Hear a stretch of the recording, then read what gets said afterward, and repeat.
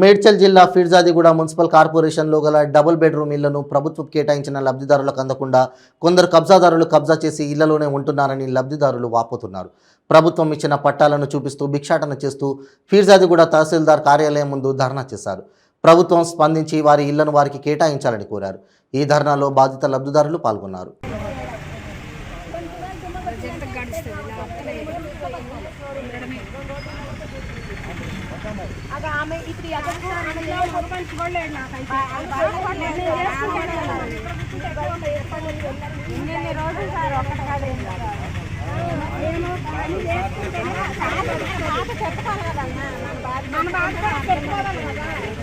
Double bedroom ఇల్లు వచ్చి 8 నెలలు అవుతుంది.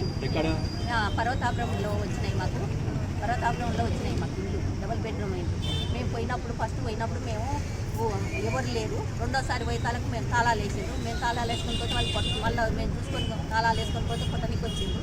మేము పారేచ్చిన వాళ్ళు చాలా మంది అయిన అక్కడ అట్లా ఉన్న వాళ్ళు డబుల్ బెడ్రూమ్ ఉన్న కబ్జా చేసిన వాళ్ళే పట్టా లేని వాళ్ళు వచ్చి దాంట్లో కూర్చొని మనమని బెదిరిస్తున్నారు. మేము ఎవరికి చెప్పుకోవాలి? మేము ఎంఆర్ఓ దగ్గరికి వచ్చినాం. అందరిలాగా మాకు పట్టాలు ఇచ్చింటే అందరిలాగా మాకు తాళాలు ఇచ్చింటే మేము కూడా అందరికి టెంట్లు వేసి భోజనాలు పెట్టి సెక్యూరిటీ పెట్టి పంపించిండ్రు. మాకు ఒక్కొక్కరిని పిలిపించి ఎంఆర్ఓ ఆఫీస్లో మాకు సర్టిఫికెట్లు ఇచ్చిండ్రు. మేము ఇప్పుడు ఏం చేయాలి? మేము 8 నెలల నుంచి పోరాడుతున్నాం. మా డబుల్ బెడ్రూమ్ మాకు కావాలని కలెక్టర్ ఆర్డర్ కావాలంటే కలెక్టర్ ఆర్డర్ తెచ్చినాం. అన్ని తెచ్చి ఇచ్చినాక కూడా మమ్మల్ని ఏమి స్పందించలేదు. మేడం ఇదిగో అదిగో అంటే ఎలక్షన్ కోడ్ పడింది. అప్పుడు మత్సంగా అయినాం. మళ్ళీ ఎలక్షన్ కోడ్ వచ్చింది. మళ్ళీ ఇప్పుడు ఎలక్షన్ కోడ్ వస్తుంది.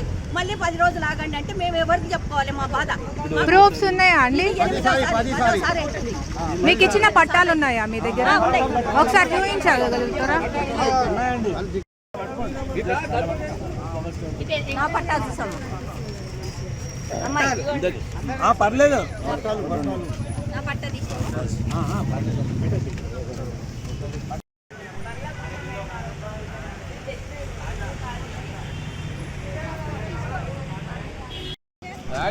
అండి.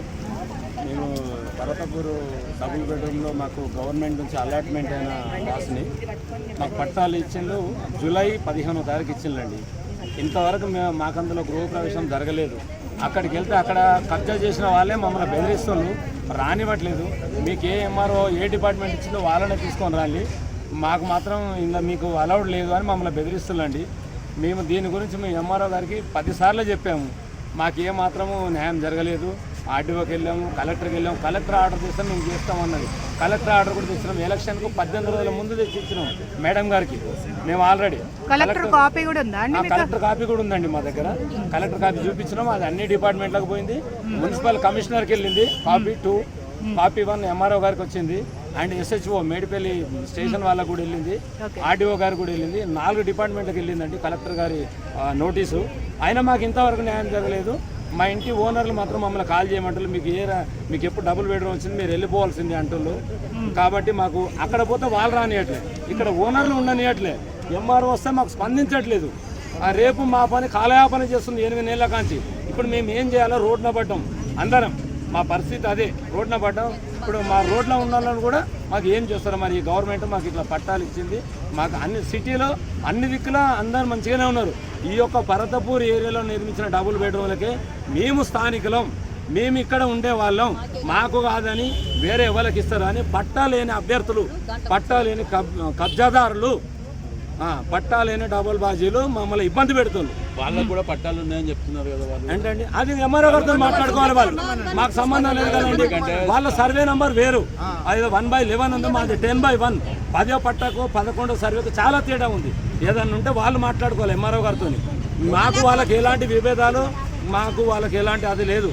మేము ఎట్లా ఇబ్బంది పడి ఎంఆర్ఓ గారిని ఆడుకుంటున్నామో వాళ్ళు కూడా ఆ విధంగా అనుకుంటే సరిపోతుంది. మేము పేదవాళ్ళమే, వాళ్ళు పేదవాళ్ళే. గవర్నమెంట్ దృష్టిలో వాళ్ళు అడుకోవాలి. అది మాకు సంబంధం లేదు కదండి. మాకు గవర్నమెంట్ 3-4 సార్లు ఎంక్వైరీ చేసి మా పట్టాలు మాకు ఇచ్చింది. కాబట్టి దయచేసి మా పట్టాలు ఉన్న వాళ్ళందరినీ మాకు గృహప్రవేశం చేయించి ప్రొడక్షన్తో ఎంఆర్ఓ గారు, ఆర్డీఓ గారి సమక్షంలో, కలెక్టర్ గారి సమక్షంలో మాకు ఎవరైనా పర్లేదు వీళ్ళందరి సమక్షంలో మా గృహప్రవేశం జరగాలి దయచేసి. ఇప్పుడు మా ఫ్యామిలీ అంతా రోడ్డున పట్టదండి, తిరగలేక పనులు పోయి చాలా ఇబ్బందులు. దయచేసి ధన్యవాదాలు. ఇప్పుడు సార్ 128 ఉన్నాయి సార్ ఇది పట్టాలు. మేము 70 మంది ఉన్నాం ప్రజెంట్.